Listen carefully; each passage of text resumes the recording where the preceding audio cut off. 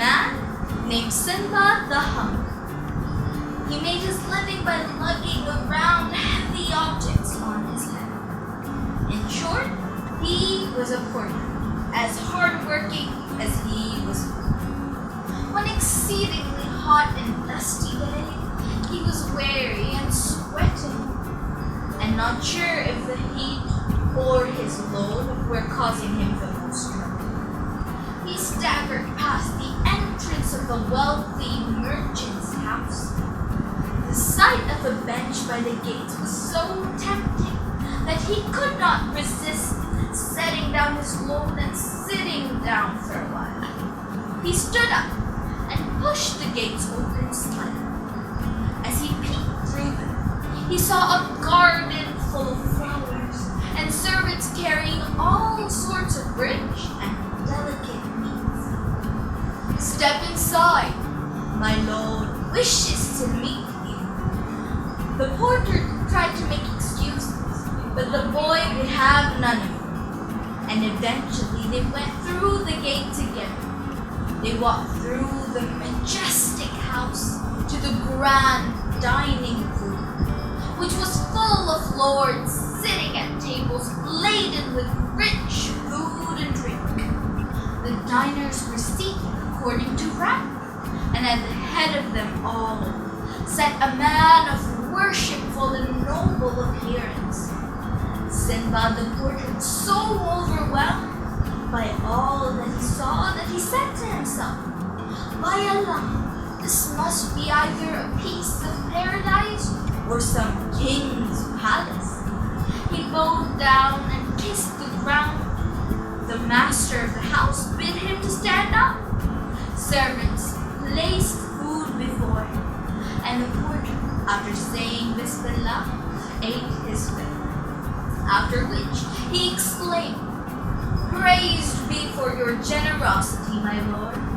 His host replied, "You are most welcome, and may your day be blessed. But tell me, what is your name, and what do you do all day?" "Oh, my lord, my name is Sinbad the Humble, and I carry folks' goods on my head for hire." The master of the house smiled and said, "You should know, old porter, that you and I have something important in common. Our name, for I am Sinbad the Sailor. Now if you would be so kind, let me hear those verses that you recited outside the gate of my house." The porter blushed, because he did not wish to repeat the lines about injustice among such wealthy and fortunate company. "By Allah, excuse me," he exclaimed. "Poverty and hardship have given me boorish ways." "Tish, tish, do not be ashamed," said the Lord, "but say them again, for they pleased me when I heard you speak about them." The porter duly recited the lines, and the merchant slapped his back affectionately and said, "No one ever spoke a truer word, but you should know that I myself only rose to this happy state that you see all around you after long suffering and voyage. I made 7 voyages at sea, and each of them has a marvelous tale that is almost beyond belief. And this is the tale of the first voyage of Sinbad the Sailor. My father was a merchant, a successful man of trade, who left me no short of wealth and comfort. I was young, headstrong, and foolish. I ate and played, and thinking that I would continue the way for all my days. And then one day I awoke and found that the money was almost gone. And I remembered my father and how he used to say, "A grave is better than living in poverty." And I came to my senses. I sold my fine clothes, my property, my playthings, and with my last 3,000 dirhams, I bought merchandise for a sea voyage. As I poured out loud the lines. He who seeks fame without toil and strife, the impossible seeks and wastes his life. We set sail for Basra, the city whose name means where many ways come to be. We journeyed for many days and nights, touching in at ports and islands. Everywhere we landed, we bought and sold and bartered and traded, increasing our wealth bit by bit. Eventually, we came to the most beautiful island of all. Here some seeds from the gardens of paradise must have landed and taken root. The captain dropped the anchor and put down the landing lights.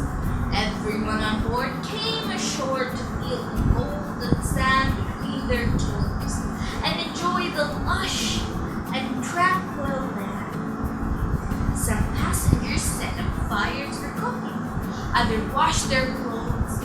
A few of us contented ourselves with walking around the island, and others drank and played. Then all of a sudden, the captain, standing high up on the deck, rang the ship's bell and shouted at the top of his voice, "Everyone, run for your lives! May Allah preserve you! Drop your gear and get back to the ship as fast as you can!" We looked up in astonishment, and as we did so, we felt the ground heaving and hoeing under our feet. The formerly calm sea swirled around the island, and great waves broke against the shore.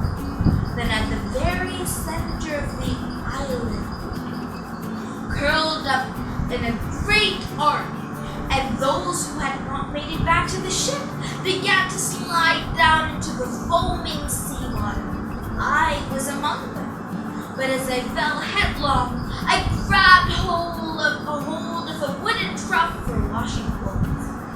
This saved my life, for when I found myself in the raging water, I clambered onto it. For a while, the waves tossed me to and fro as I sat astride my makeshift life, but I managed to stay afloat.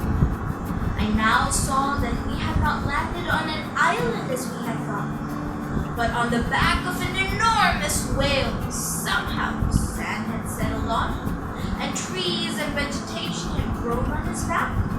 He must have lain still for many a year. But when we landed on him, and some of us started fires, that must have annoyed him and woken him from his sleep. He flipped his tail and thrashed the water, and a great wave picked me and washed me further away. Now I was truly alone, with no chance of being picked up by a ship. Night fell, and I prepared to meet my end. But the morning brought me to the shore of a high-hill island. The rest of the story, the rest of the voyage, is to be continued.